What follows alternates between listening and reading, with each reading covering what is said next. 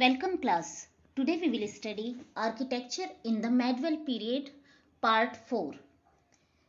Previous 3 video we had already completed most of the part from this chapter. In this video we will cover engineering and construction skills, tribute and arcuate style of architecture, kings and the places of worship, destruction of temples. So let's we start from engineering and construction skills. जो monuments होते हैं वो हमें क्या दिखाते हैं, particular period का, particular समय का हमें टेक्नोलॉजिकल एडवांसमेंट दिखाते हैं कि कैसे कैसे टेक्नोलॉजी में चेंजेस आए, कि पहले के पीरियड टाइम में थोड़ा सा अलग चेंज था, फिर उसके बाद थोड़ा थोड़ा डेवलप होते गया, तो लाइक दिस टेक्नोलॉजिकल एडवांसमेंट हमको पता लगता है। और साथ ही साथ उस पर्टिकुलर पीरियड टाइम में किस तरह का कंस्ट्रक्शन होता था वो सब भी हमको जानकारी इस टाइम पर मिलती है। Our next topic is trabeate and arcuate style of architecture. तो ये दो टाइप के स्टाइल ऑफ आर्किटेक्चर को हम स्टडी करेंगे। Okay, from the 7th to 10th century buildings में बहुत सारे रूम्स, डोर, विंडोज, रूफ्स होते थे, है ना। और जो डोर्स और विंडोज होते थे वो किस तरह से बनाए जाते थे कि एक हॉरिजॉन्टल बीम को दो वर्टिकल कॉलम के ऊपर या बीम के ऊपर इस तरह रखा जाता था ताकि वो उस पर सेटल हो जाए, प्रॉपरली सेटल हो जाए, है ना। तो जैसा कि आप पिक्चर में अच्छे से देख ही सकते हैं कैसे दो वर्टिकल बीम के ऊपर हॉरिजॉन्टल बीम को सेफली रखा गया है, और इस तरह का कंस्ट्रक्शन हमको देखने को मिलता था, है ना। और इसी स्टाइल को क्या बोला जाता था, ट्रेबिएट और corbelled architecture. Okay, and between 8 to 13 century क्या हुआ कि this style was used in the construction of temple, mosque, tombs and buildings, है ना। तो ये स्टाइल का जो आर्किटेक्चर का जो ज़्यादा यूज़ कब होना शुरू हुआ, 8 to 13 सेंचुरी में इसका ज़्यादा से ज़्यादा यूज़ होना शुरू हुआ, है ना। And from 12th century AD onwards the following two technological and stylistic development came into existence. कौन कौन से two technological development came into existence? First is arcuate, उसके बारे में हम पढ़ेंगे। और दूसरा है कि यूज ऑफ लाइमस्टोन सीमेंट्स, है ना, यूज ऑफ लाइमस्टोन सीमेंट का भी होने लगा। तो firstly arcuate style of architecture. अब आर्क्यूएट स्टाइल ऑफ आर्किटेक्चर में क्या होता था कि जो भी वेट होता था डोर्स का और विंडोज का, जो भी वेट होता था वो सारा किस पर दिया जाता था, आर्च के ऊपर दिया जाता था। जैसा कि आप पिक्चर में देख सकते हो कि किस तरीके से पत्थर को जोड़कर उनका जो वेट होता था, डोर्स का और विंडोज का जो वेट होता था वो आर्च के ऊपर दिया जाता था, है ना। तो इस तरीके से आर्क्यूट टाइप ऑफ आर्किटेक्चर भी काफ़ी फेमस हुआ।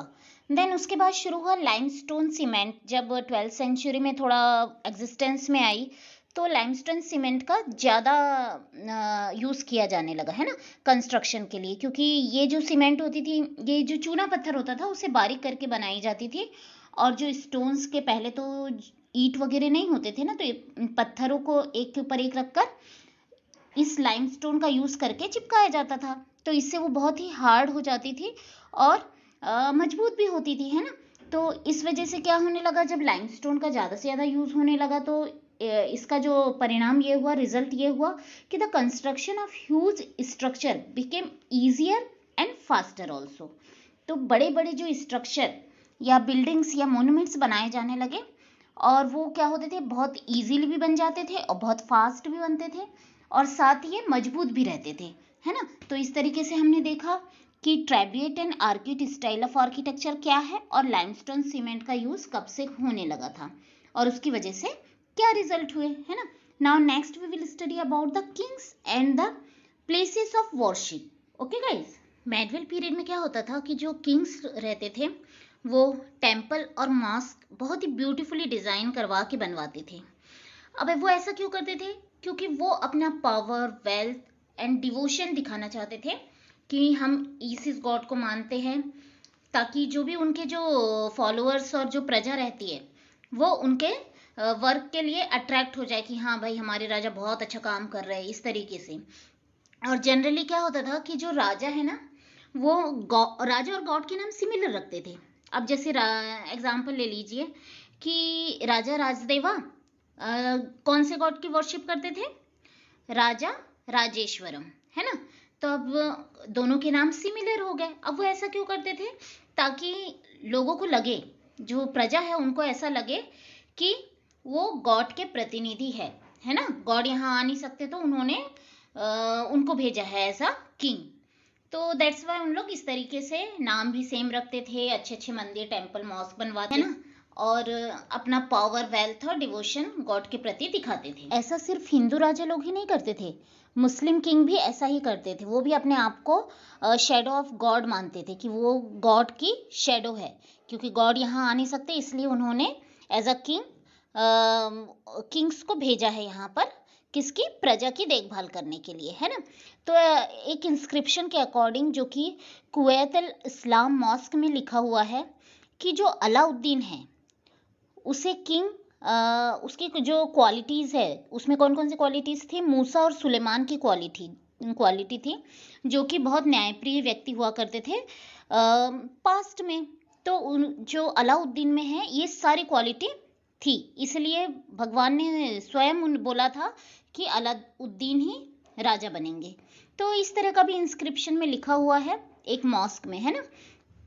जो रूलर रहते थे, चाहे वो हिंदू हो चाहे मुस्लिम हो, वो क्या करते थे? जो उनकी प्रजाजन है उन्हें प्रोटेक्शन देते थे, और साथ ही अपनी कैपिटल, जो भी उनकी कैपिटल और सिटी होती थी, उसे एक कल्चरल सेंटर बनाने की कोशिश करते थे, ताकि उन्हें बहुत ही नाम और बहुत फेमस राजा माने जाए। वो अपने उस समय के पीरियड में वो काफ़ी नेम और फेम अर्न कर सके, है ना।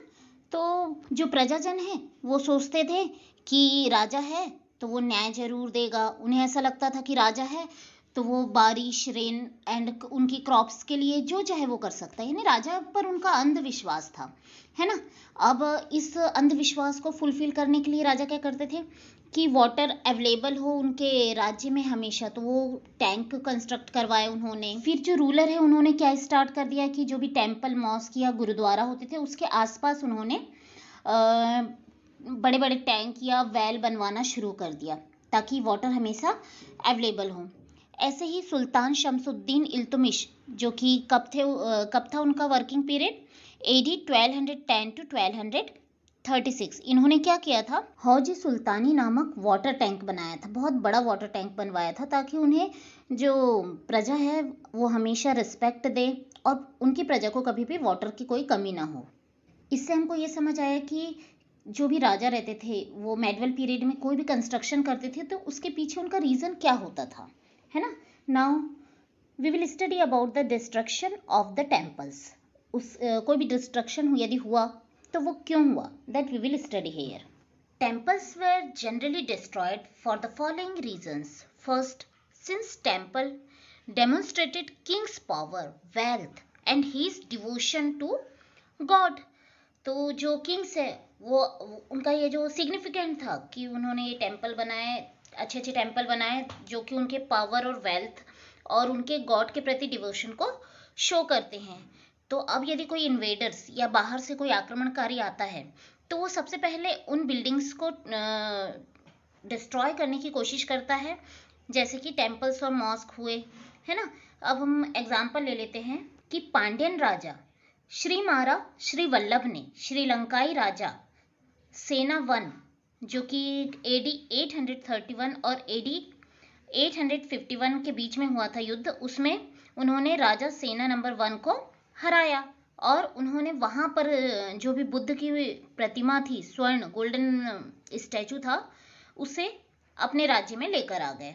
अब इसी तरह उनका नेक्स्ट रीज़न था कोई भी टेम्पल्स को डिस्ट्रॉय करने का, कि वो रिवेंज लेते थे, है ना, बदला लेने की कोशिश करते थे कि इन्होंने हमारे राज्य पे आक्रमण किया था और ये मूर्ति लेकर गए थे, अब हम इनके राज्य पर आक्रमण करेंगे, है ना। तो बदले की ख्वाहिश में या बदले की कोशिश में भी वो इस तरह से डिस्ट्रॉय करते थे टेम्पल्स को। अब जैसे कि सिंहल शासक सेना द्वितीय ने मदुरै पर आक्रमण किया, जो पांड्यों की राजधानी थी, और उन्होंने बुद्ध की जो सोने की मूर्ति उन्होंने लेकर आए थे पांड्य लोगों ने, वो मूर्ति बहुत ढूंढने की कोशिश की और उसे फिर से अपने राज्य में लगाने की बहुत कोशिश की, है ना।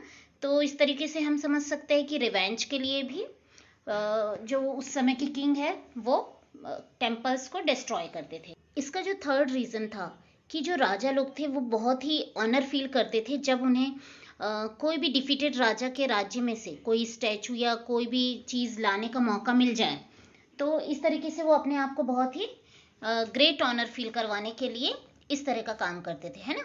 या वहाँ के मंदिर को डिस्ट्रॉय करेंगे और वहाँ से सारा जो भी भगवान की मूर्ति है, गॉड और गॉडेस की मूर्ति है, वो लेकर आ जाते थे, है ना।